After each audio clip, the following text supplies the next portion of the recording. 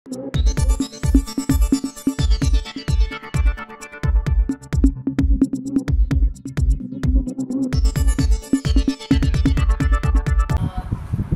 त्याचा समारोप होतोय।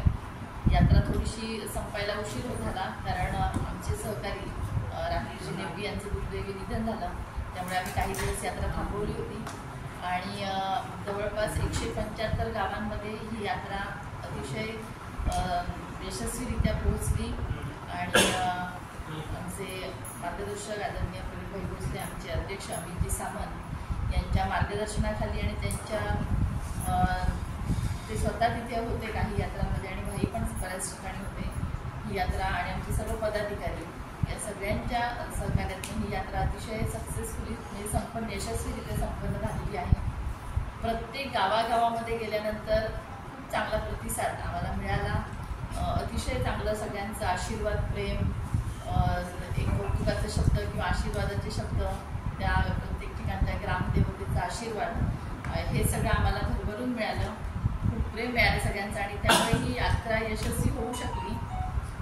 पण हे सगळं करत असताना आम्हाला कुठेतरी जाणवलं की आमची ही सगळी जनता आहे ती प्रचंड दुःखी आहे। आमच्या महिला भगिनींच्या डोळ्यामध्ये अश्रू होते, आमच्या तर तिथे बरेचसे युवक गावात दिसतच नाही आहेत, त्यामुळे एक वाईट वाटलं। हे कोकणामधली अवस्था जी माहीतच होती, पण प्रत्यक्ष जेव्हा गावागावात जाऊन पाहिलं तेव्हा मनाला अतिशय वेदना झाल्या की आमची आज तरुण मुलं आज गावागावात नाही आहेत, घरं ओस पडायला लागली आहेत, कुलपं लागायला लागली आहेत, त्यामुळे आमच्या महिला ह्या जेव्हा आम्ही त्यांच्याशी बोलत होतो त्या अक्षरशः रडायला लागल्या आणि ते जे दृश्य होतं आणि ते त्यावेळेच्या त्या भावना होत्या त्या खूप वाईट होत्या आणि खूप वाईट वाटल्या ह्या सगळ्या गोष्टीचा। म्हणजे बऱ्याचशांच्या डोळ्यात पाणी आलं हे सगळं बघून की महिला व्यक्त झाल्या, त्या बोलल्या, तरुण बोलल्या आणि ते म्हणाले रस्ते, पाणी, वीज याच्यासाठी तर आम्ही रोज रडतोच आहे, पण आमच्या मुलांची वाट बघण्यासाठी पण आम्हाला रडावं लागतं, झुलावं लागतं। ती वर्षातनं एकदाच येतात,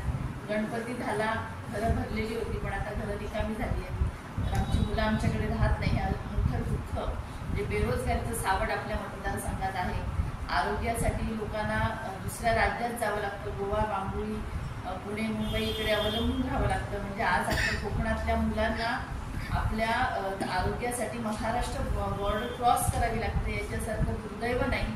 त्यामुळे आरोग्याचे प्रश्न भयानक आहेत, शेतीला हमी भाव नाही। शेतकऱ्यांनी सांगितलं आमचे काजू आम्ही एवढे जमवतो, विकतो, पण 120च्या वर भाव देत नाही, आम्ही खर्चच तेवढा करतो सगळं करण्यासाठी उत्पन्न, त्यामुळे शेतकऱ्यांचे वाईट प्रश्न आहेत, टर्मिनल्सचे प्रश्न मांडले काही जणांनी, त्यामुळे हे सगळे प्रश्न आम्ही अनुभवले, लोकांच्या तोंडून ऐकले आणि त्यांना कुठेतरी अपेक्षा आहे की पूर्वी जो विकास झालेला तो राष्ट्रवादी काँग्रेस पार्टीच्या माध्यमातून झालेला, आणि जर शेतकऱ्यांना, महिला भगिनींना, या सगळ्या कोकणातल्या आमच्या जनतेला जर चांगले दिवस हवे असतील तर महाविकास आघाडीशिवाय पर्याय नाही, हे जनतेनेच बोलून दाखवलेलं आहे। त्यामुळे ही यात्रा करत असताना एक प्रचंड प्रेम मिळाले आणि हीच ऊर्जा आम्हाला काम करायला पुढे घेऊन गेली आणि आज यशस्वीरित्या ती संपन्न होत आहे। आणि शेतकऱ्याची यात्रा ही त्या दिवशी येते 5 तारखेला आणि अमोल कोल्हे साहेब आणि आमचे जयंत पाटील साहेब येत आहेत।